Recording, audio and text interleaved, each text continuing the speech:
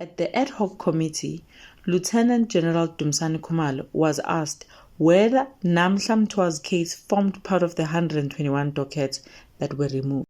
This is what he told the committee.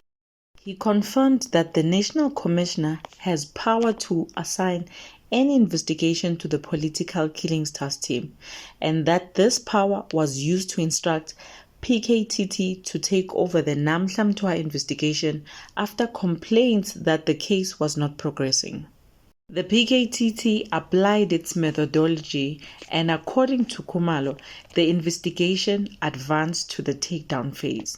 It was at that point that the main suspect approached the court and obtained a temporary interdict granted for 1 year, preventing investigators from getting closer to him. During that year, while the investigations was legally stopped, Khumalo testified that all of the witnesses were killed. When the matter returned to court, the judgment was delivered in favor of the investigators, but by then, the witnesses were gone.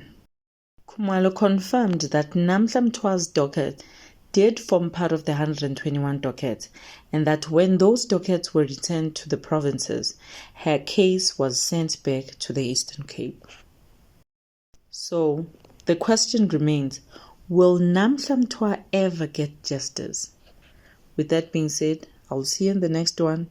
God bless you and ciao.